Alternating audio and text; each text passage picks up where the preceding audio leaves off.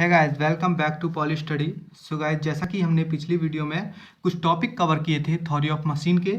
So guys, यहाँ पर जो नेक्स्ट टॉपिक है आपके सामने है यंत्र विन्यास तथा मशीनों में अंतर। ये क्वेश्चन जितनी भी बार परीक्षा हुई हुई हैं अभी तक, ठीक है, बोर्ड की, उसमें से लगभग कई बार ये परीक्षाओं में ये क्वेश्चन पूछा गया है कि यंत्र विन्यास तथा मशीन में अंतर डिफाइन करो।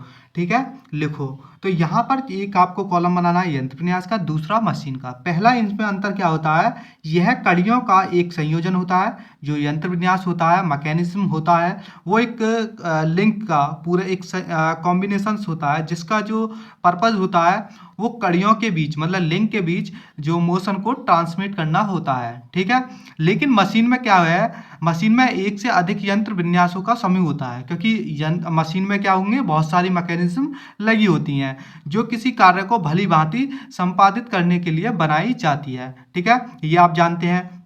दूसरा जो अंतर है मैकेनिज्म का, वो है कि कोई भी मैकेनिज्म किसी मशीन का क्रियाशील नमूना होता है। ये क्या होता है, किसी यंत्र विन्यास को प्रायोगिक दृष्टि से सुधारने पर मशीन बनती है। इसको सुधारने पर क्या है, एक मशीन बनती है। तीसरा जो आपका अंतर है वो है कि यंत्र विन्यास का मशीन होना आवश्यक नहीं है। ठीक है ना, कि जो मैकेनिज्म है वो उसका मशीन होना आवश्यक नहीं है, इसका कार्य अपनी कड़ियों को गति पारेषण कराना होता है।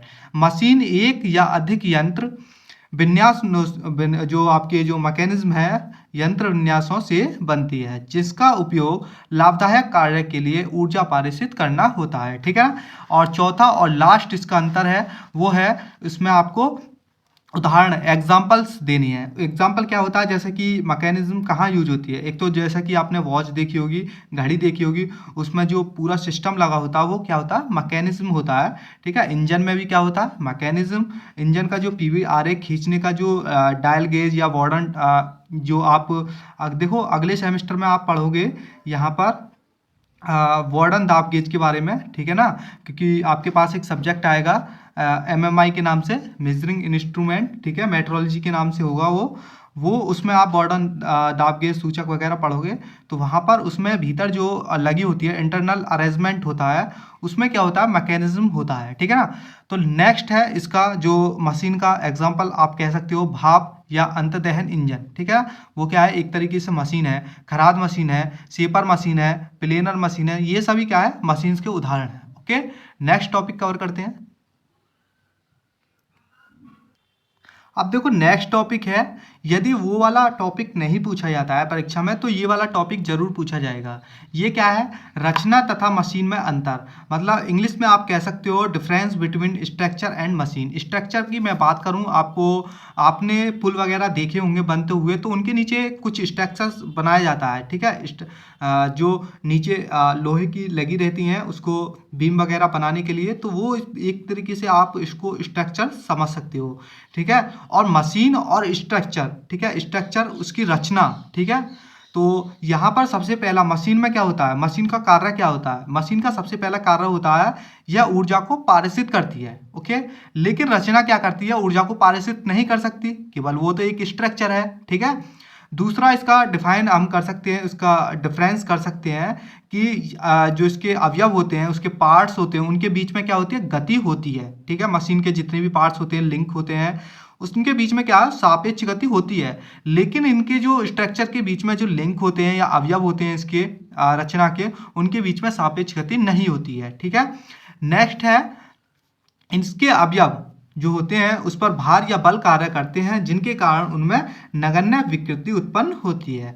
इस पर बल तो कार्य करते हैं, ठीक है, लेकिन इसमें क्या होता है, नगण्य विकृति उत्पन्न होती है। इसमें क्या होता है, अवयवों पर बल के कारण उसमें विकृति उत्पन्न हो जाती है। ठीक है, तो नेक्स्ट है और लास्ट है ये चौथा, जैसे कि एग्जाम्पल में कोई अंतर्दहन इंजन, ठीक है, कोई टरबाइन, और यहाँ पर आप विभिन्न प्रकार की मशीनों का एग्जाम्पल दे सकते हैं। यहाँ पर क्या है, जैसे कि लोहे के पुल, ठीक है, बनते हुए देखे होंगे, उनके नीचे का जो स्ट्रक्चर होता है, जो बनाया जाता है, एक इंजीनियर बनाता है स्ट्रक्चर्स को, वो उसका उदाहरण है यहाँ। या छतों में प्रयुक्त होने वाली कैंचियाँ आपने मैकेनिक्स में आपने पढ़ी होंगी, और यदि नहीं पढ़ी हैं, मैकेनिक्स में एक चैप्टर था, ठीक है, जब हमने पढ़ा था तो हमारे हमारे पास एक चैप्टर था लास्ट में मैकेनिक्स का, स्ट्रेस एवं स्ट्रेस के नाम से था। ठीक है, तो वहाँ पर हमने ये चैप्टर पढ़ा था कैचिया वाला। ठीक है, तो जिसे इंग्लिश में हम बोलते थे ट्रस। ठीक है, और नेक्स्ट है मशीन का जो फ्रेम बनाते हैं या कोई इमारत आदि। ठीक है, ये इसका एग्जाम्पल है। आगे नेक्स्ट, जब मैंने आपको पीछे एक चीज़ बताई थी, पेयर। पेयर क्या होता है, तो यहाँ पर हम बात करने वाले हैं काइनेमेटिक पेयर। तो सबसे पहले पेयर देखते हैं, पेयर होता क्या है। ठीक, तो यह एक युगल व कनेक्शन है जो मैकेनिज्म के दो अवयव या लिंक को इस प्रकार जोड़ के रखता है कि उनमें सापेक्ष गति संभव हो। ठीक है, उसके बीच जैसे कि पेयर है, कोई यहाँ पर एक लिंक ये है, सपोज मान के चलो, और ये आपकी कोई एक कनेक्टिंग रॉड समझ सकते हो। एक कनेक्टिंग रॉड उसने ये जोड़ दी, कहीं दूसरे पार्ट पर ये दोनों लगी हुई हैं। ठीक है, सपोज मानकर चलो आप, तो ये कह रहा है कि एक युगल वह कनेक्शन है जो मैकेनिज्म, आप समझ सकते हो कि ये दोनों किसी न किसी मैकेनिज्म से जुड़ी हुई हैं। ठीक है, उनके दो अवयव, ठीक है, या लिंक, एक लिंक तो ये बन गया। अब देखो यहाँ से भी हम कहीं और जोड़ सकते हैं। ठीक है, तो ये क्या हो गया, ये भी एक दो लिंक। ठीक है, लिंक को इस प्रकार जोड़े रखता है जिसमें इनके बीच में क्या हो सकती है, सापेक्ष गति। ये सापेक्ष मतलब एक दूसरे के बीच गति करें। यदि गति नहीं करते हैं तो वे पेयर नहीं होंगे, यदि उनके बीच में गति हो रही है तो वे पेयर होंगे। ठीक है, समझ में आ गया। आगे नेक्स्ट है काइनेमेटिक पेयर। ये इंपॉर्टेंट है और परीक्षा में पूछ सकता है। ठीक है ना, तो होता क्या है, जब दो कड़ियों या अवयव इस प्रकार से जुड़े हों, ठीक है, इस प्रकार से जुड़े हों कि उनके सापेक्ष गति पूर्णतया होती है, और ऐसी कड़ियों के युगल को शुद्ध गति युगल कहते हैं। Okay, clear. अब देखो युगल क्या होते हैं, निम्नलिखित प्रकार के होते हैं। पहला है आपका अपूर्ण निरुद्ध युगल, इनकम्प्लीटली कंस्ट्रेंट पेयर। ठीक है, जो होता है वो क्या होता है, इसमें क्या होता है, कोई भी एक अवयव है, उसके बीच में आपने कोई शाफ्ट गिर दी। ठीक है, जैसा कि यहाँ पर देखो आपके लिए एक डायग्राम है। ठीक, और इसमें कोई भी आपने एक वृत्ताकार शाफ्ट गिरी है। ठीक है, इनके बीच में मतलब कि एक चौकोर आपका कोई ब्लॉक है। ओके, ब्लॉक के बीच में आपने कोई एक वृत्ताकार शाफ्ट गिर दी है बीच में। ठीक, तो उसमें क्या है, जो युगल होगा इनके बीच में दोनों प्रकार की गति कर सकता है, क्योंकि वो रोटेट भी कर सकता है और रेसिप्रोकेटिंग मतलब आगे पीछे भी घूम सकता है। तो उसको हम कहेंगे कि ये इसमें जो गति और ये युगल जो है वो कौन सा युगल होगा। ठीक है, वो होगा इनकम्प्लीटली कंस्ट्रेंट पेयर। ठीक, अपूर्ण निरुद्ध युगल होगा वो। ठीक, तो यहाँ पर आपको लिखना है, जब किसी पेयर की कड़ियों की गति के संबंध में निश्चित है यह नहीं कहा जा सकता कि दी गई कड़ी किस समय कौन सी गति करेगी, तब ऐसे युगल को अपूर्ण निरुद्ध युगल कहते हैं। ठीक, इसने क्या कहा है यहाँ पर, उसने कहा है कि गति के संबंध में यह नहीं कहा जा सकता कि किस समय कौन सी गति करेगा। तो यहाँ पर आप कह नहीं सकते हो कि किस प्रकार की गति करेगा। ये रोटेट भी कर सकती है, रेसिप्रोकेटिंग भी कर सकती है, मतलब आगे पीछे भी, जिसे हिंदी में बोलते हैं पश्चाग्र गति। ठीक, तो यहाँ पर अपने एग्जाम्पल देखो, यहाँ पर माना कोई वृत्ताकार वाली शाफ्ट समान आकार के वृत्ताकार छेद में रहकर चित्रानुसार युगल बनाती है, मतलब पेयर बना रही है। ठीक, तो यहाँ पर इनके बीच दोनों प्रकार की गति संभव है। ये देखो रोटेट भी कर सकती है, क्योंकि ये क्या है, ये ब्लॉक में वृत्ताकार छेद है और वृत्ताकार ही शाफ्ट है, तो रोटेट भी कर सकती है ये।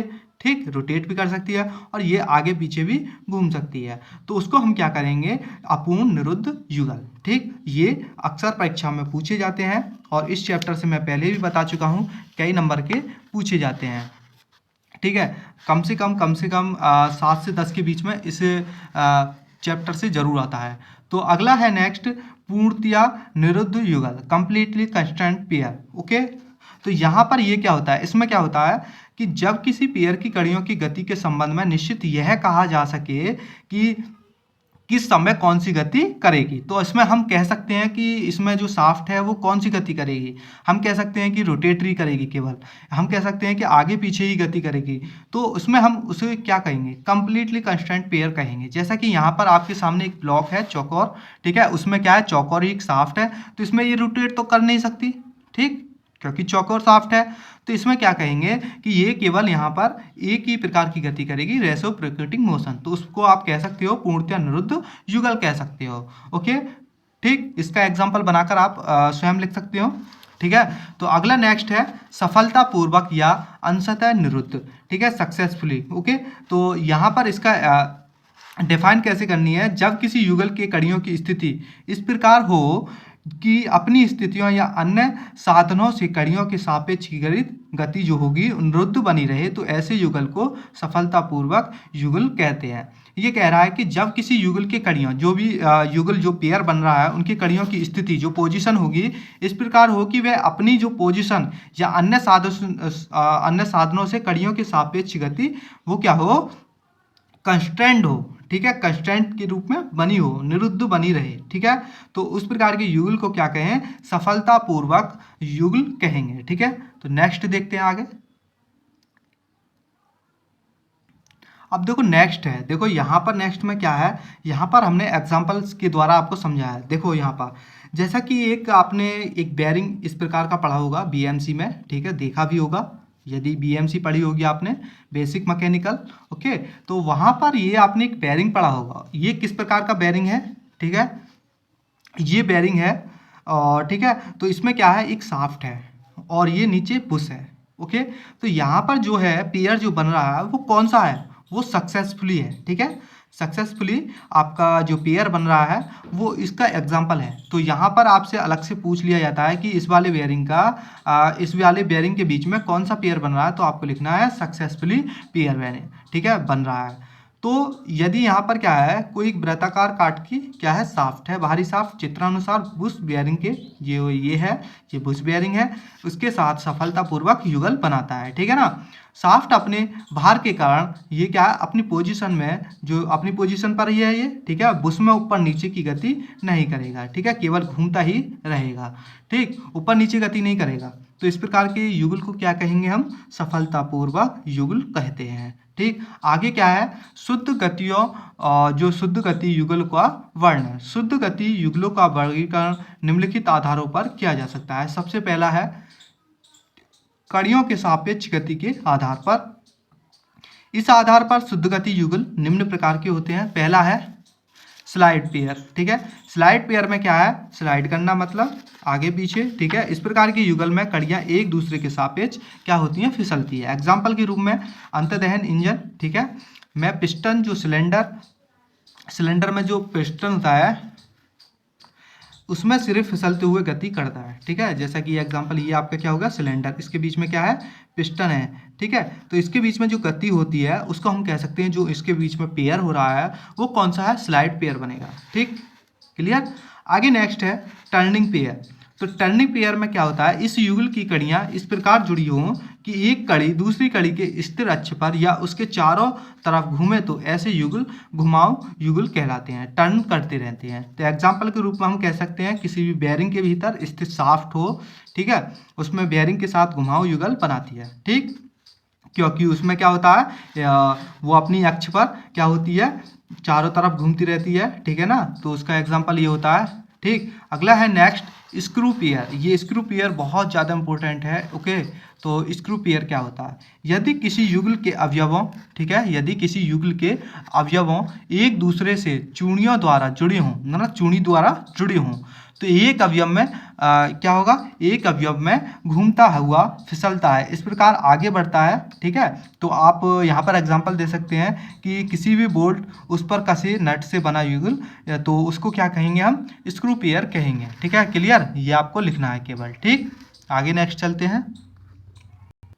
अब देखो यहाँ पर है आपका रोलिंग पेयर। रोलिंग पेयर क्या होता है, इस प्रकार के युगल में एक कड़ी अपने अक्ष पर लुढ़कती है और आगे भी बढ़ती है। जैसा कि यहाँ पर आपको एक डायग्राम है, ये बॉल बेयरिंग है, ठीक है, कि बॉल स्थिर खोल के साथ बेलन युगल बनाती है, मतलब ये एक बॉल बेयरिंग है, इसके बीच में जो है ये क्या है, बॉल है, ठीक है, ये अपने अक्ष पर क्या है, भीतर घूमती है और आगे भी बढ़ती है, तो ये रोलिंग पेयर कह सकते हैं। आगे नेक्स्ट है स्पेरिकल पेयर, ठीक है, सर्पिलाकार, ठीक है। इस प्रकार के युगल में एक गोलीय अवयव दूसरे खोलनुमा अवयव सॉकेट के भीतर अपने अक्ष पर घूमता है। इसका एग्जाम्पल आपने मोटरसाइकिल में जो शीशा लगा होता है वो वहाँ पर जो पेयर होता है वो होता है स्पेरिकल पेयर, ठीक है। तो यहाँ पर देखो ये वाला है, ठीक, यहाँ पर ये क्या है, अपने अक्ष पर आगे पीछे ऐसे करते हैं शीशे को तो घूम सकता है, ठीक है। यहाँ पर लिखा है मोटरसाइकिल के बैक दर्पण मिरर के लगाने का प्रबंध जिसमें दर्पण की बॉडी में एक स्पेरिकल कैविटी, ठीक है, स्पेरिकल कैविटी होती है, ठीक। ये इसका क्या है एग्जाम्पल, ठीक। यदि एग्जाम में पूछे जाते हैं तो विद एग्जाम्पल ही पूछे जाते हैं, विदाउट एग्जाम्पल नहीं पूछे जाते हैं। ये स्पेरिकल पेयर क्या होता है, रोलिंग पेयर क्या होता है, तो आपसे कोई से भी 4-5 पूछ लेगा, ठीक है। या इनके बीच में अंतर पूछ सकता है कि रोलिंग पेयर और स्पेरिकल पेयर क्या होता है, इनके बीच में अंतर बताओ, तो दोनों को लिखना है और दोनों के एग्जाम्पल, तो ये अंतर हो जाएगा, ठीक है। ये देखना आपको मैं लास्ट में पेपर दिखाऊंगा, तो वहाँ पर दिखाऊंगे फर्स्ट चैप्टर से कौन कौन से क्वेश्चंस अब तक पूछे गए हैं, ठीक है। तो जब पूरा चैप्टर कंप्लीट हो जाएगा तो लास्ट में मैं क्वेश्चंस दिखाऊंगा आपको, ठीक है। कोई सा भी क्वेश्चंस नहीं आपका छूटेगा, ठीक। नेक्स्ट है कड़ियों के कॉन्टैक्ट मतलब संपर्क के आधार पर पेयर कितने प्रकार के होते हैं, तो ये होते हैं 2 प्रकार के, हाई पेयर, लो पेयर, ठीक है। हाई पेयर में क्या होता है, जब किसी युगल के कड़ियों की संपर्क सतह जो एक दूसरे से बिंदु या रेखे संपर्क बनाए तो ऐसे युगल उच्च युगल कहलाते हैं। जैसे कि रोलर बेयरिंग में रोलर तथा उनमें खोला के बीच जो रेखीय संपर्क होता है, जैसा कि आपने देखा होगा एक बेयरिंग होता है, उनके बीच में क्या होती हैं, बॉल होती हैं, उनके बीच में जो संपर्क होता है तो उसको हम कह सकते हैं, जो उनका बेयरिंग का, रोलर बेयरिंग का जो एग्जाम्पल है वो किसका होगा, हाई पेयर का होगा, ठीक है। नेक्स्ट है लोअर पेयर, तो इसमें क्या होता है कि कड़ियों की जो संपर्क सतह या बिंदु न होकर विस्तृत क्षेत्रफल, मतलब वो क्षेत्रफल घेरे, ठीक है, वो उसमें क्या है, यहाँ पर रेखीय संपर्क था और यहाँ पर क्या है, पूरा क्षेत्रफल होता है, ठीक है, बिंदु ना होकर, मतलब रेखीय संपर्क और बिंदु ना होकर विस्तृत क्षेत्रफल होता है। जैसे कि आपने सिलेंडर के भीतर जो पिस्टन होता है वो रेसिप्रोकेटिंग मोशन करता रहता है, ठीक है, तो उसको एग्जाम्पल कह सकते हैं हम लोअर पेयर का, ठीक। नेक्स्ट है कड़ियों के आपस में जुड़ने के प्रबंध के आधार पर, ठीक है, यहाँ पर है ओपन पेयर और अनक्लोज्ड पेयर, ये भी अक्सर परीक्षाओं में बहुत बार पूछा गया है, ठीक है। तो कड़ियों, ठीक है, कड़ियाँ जब यांत्रिक प्रबंधन द्वारा ना जुड़ी हों, जो उनके बीच में लिंक हो, किसी भी यांत्रिक मैकेनिकल अरेंजमेंट द्वारा ना जुड़ी हों और उनके बीच के संपर्क को आसानी से समाप्त किया जा सके, ठीक है, तो ऐसा जो युगल होगा वो खुला युगल कहलाता है। Okay, clear. अब देखो जैसे कि कैम और फॉलोअर के बीच के जो संपर्क होता है, अरेंजमेंट होता है, तो वो क्या होता है, स्क्रू बोल्ट या पिन आदि के कारण नहीं होता है, ठीक है। जैसा कि मैं आपको एक चैप्टर पढ़ाऊंगा आगे कैम और फॉलोअर, तो वहाँ पर उसका चित्र दिखाऊंगा कैम और फॉलोअर का, ठीक है। तो यहाँ पर इस प्रकार से मैं आपको बनाकर दिखाऊँ इस प्रकार का, ठीक है। ये आपका होता है फॉलोअर, ठीक है, ये कहीं जुड़ा होता है, ठीक। ये इससे क्या होता है, ये आपकी कैम समझ सकते हो आप थोड़ा सा, ठीक है, ये कैम हिस्सा होता है, कैम, ये कैम होता है, ये फॉलोअर। तो ये क्या है, किसी भी स्क्रू बोल्ट पिन वगैरह से नहीं जुड़ा होता है, तो इनके बीच का जो पेयर होता है वो होता है ओपन, ठीक है। बंद में क्या होता है, ये स्क्रू बोल्ट वगैरह इनसे भी से जुड़ा होता है, ठीक है, तो उसको हम कह सकते हैं क्लोज पेयर। देखो यहाँ पर इन जुगलों में कड़ियों की सतह आपस में यांत्रिक अरेंजमेंट, जैसे कि आप कह सकते हो स्क्रू बोल्ट पिन आदि द्वारा संपर्क में होती हैं, ठीक। इस कारण संपर्क सदैव बना रहता है, जैसे स्लाइडर कैंक यंत्र विन्यास में कनेक्टिंग रॉड तथा कैरैंक आपस में जुड़ी होती हैं, जो अभी पीछे हमने एग्जाम्पल में एक पढ़ा था मैकेनिज्म का, ठीक है, तो स्लाइडर कैंक्स मैकेनिज्म, ठीक है, वो पढ़ा था। तो वहाँ पर ये आपका एग्जाम्पल जो होगा वो होगा आपका क्लोज्ड पेयर का, ठीक। आगे नेक्स्ट पढ़ते हैं चैन क्या होता है। चैन आप सभी जानते हो, लेकिन फिर भी एक बार देख लो। ऐसा निकाय जिनमें 3 या उससे अधिक कड़ियाँ आपस में जुड़ी होती हैं क्या कहलाती है, चैन कहलाती है। चैन क्या होती हैं, देखो पहला है बंद चैन होती है एक आपकी, यदि किसी चैन की कड़ियाँ, ठीक है, यदि किसी चैन की कड़ियाँ के बीच कोई सापेक्ष गति संभव नहीं होती है तो ऐसी चैन बंद चैन कहलाती है। जैसे एक चैन यहाँ से यहाँ तक जुड़ी तो 3 लिंक तो हो गई हैं, तो एक प्रकार की ये चैन बन गई है, लेकिन इसमें कोई भी गति नहीं होगी, ठीक।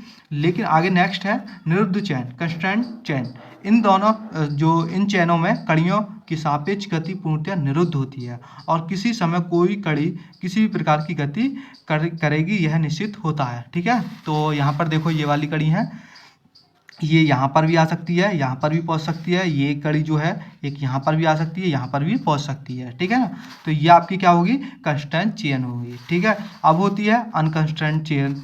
ये कैसी होती है, इस प्रकार के चैनों में कड़ियों की सापेक्ष गति के बारे में निश्चित नहीं कहा जा सकता कि किस प्रकार की गति होगी, ठीक है। इसमें ये नहीं कहा जा सकता, आपको डायग्राम ये बनाकर आना है, ठीक है। ये क्या है, एक चैन ये, ठीक है। तो यहाँ पर क्या है, पूरी ये लिंक है 1 2 3 4 लिंक है यहाँ पर, और इस प्रकार की ये आपकी चेन बन चुकी है।